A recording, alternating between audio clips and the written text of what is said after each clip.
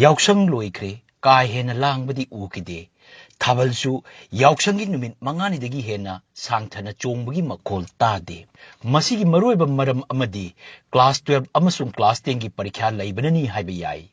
Board of Secondary Education Manipur loba class 10 gi parikha hangsittagi hauragani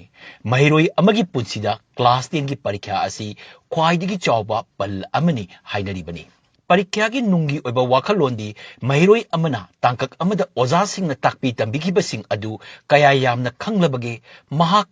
mataki level de laiba class ta kaba yarabra haibagi changyeng makhal amani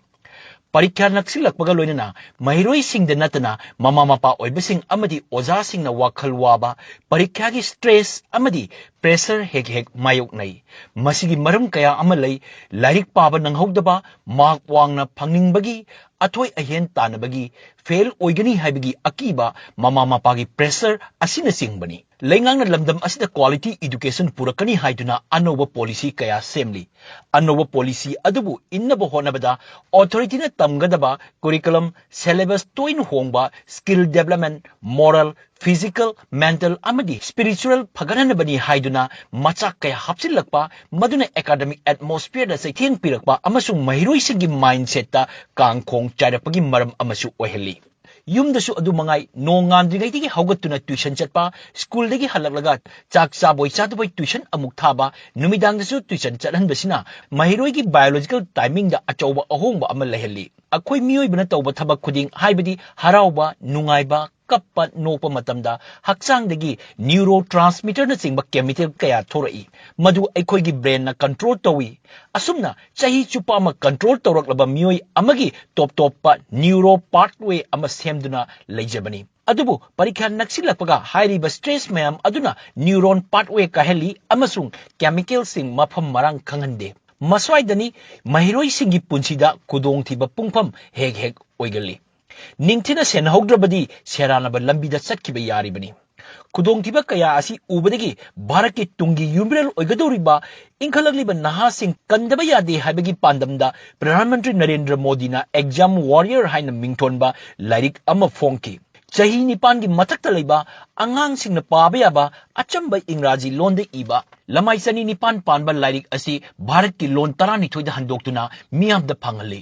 Pradhan Mantri na mahiroi singbo exam warrior haibadi kiba pakatpa puning langtak na bagi mahutta exam warrior haibadi thauna fana lanmi ama oina parikha bo mayok haningbagi pauktak piri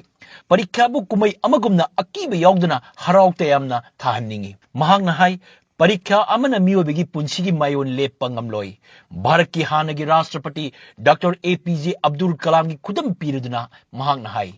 Dr. Kalam na fighter pilot ama oiningbagi manglan adu mai pakhidrabasu mahak nomata punging amadi wakhal sontakide mahiroi singna parikha thaba changba amasung thorakpada momon nokadabani Mahakna hai nahakna thariba parikha adugi khwaidigi naknaba lamba tawgodriba misak adu nahak nasamangni khanjau Kana mattaga sidanarunu haukiba maithigiba thogdoksingdigi para tamjaraga tungi plan semu haujikti thabak pangthokpa hauro matam chana pothaba amasung ningthina tumba haibasi parikha tharibasingi khwaidigi kanaba mantrani lairik asigi 12 suba pandupta parikha tharibasingu masana khangjaba gyan loksingda thajaba thamnaba wafam palli manghai parikha gi matamda nahakna khwaidigi sonbani haina khanjariba adu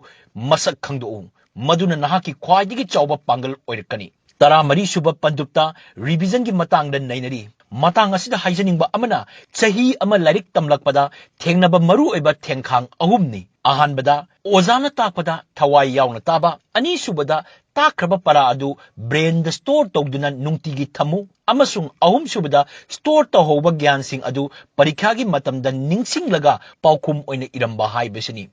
Pradhan Mantri na karamba mongda pakhumse igadagi haibagi matangda su palli manghai nahangna khangjaba pakhum adu hana iba matamda presentation phajahalu parikha loikraba matungda question paper nainabiganu mark kidamak nungsa thibiganu aranba pambai sinabana punsigi hiram amatada mai pakloi 12 thariba mahiroi singi oina Pradhan Mantri na hai nahak haujik phawba mahi tamnabagidamak hinglakpani haujikti nahak school dagi mapanda chattuna matau karamna hingani habigi para tamjaro Pariksha loiraba matungda nasana pamjaba hiramda onsinduna college karamba subjecting lawguni haibadu khantha hauro. Pradhan Mantri na hai nahangna karigumba amadi oige hana khanbagi mahutta karigumba kharadi tawramge haiba mantrasi kauroi. Exam warrior ki matang da miyam na hangnari laiba ki luchingba Pradhan Mantri amana angangi parikya ki damak asuk yam na wabiri bano. Board bank ki damak rasniti chanaribra haining ba haijarabasu lairik asida target tawriba mahiroi sing voter sing driba ngakni. Adubu makhoi baraki tungi yumirenni. Mahak nag inkhalakliba naha singbu parikha ki stress ta irak nariba asdagi matau karna kangadagi amadi lairik asina kairak oiraga makhoi ki tungi punsida afaba amadi arangba mangal ama ohenaba honabani hainingi. Mahiroi singna parikha bu khudong chaba amani amadi hanglakadriba wahang adugi pakhum aduna sanadagi su hena matik mayai laiba poni haina khanbiraga parikha bu harau kumai amagumna harau tayamna mayok nabiu kibiganu mai pakpa obiu soidanamaki mai pakani.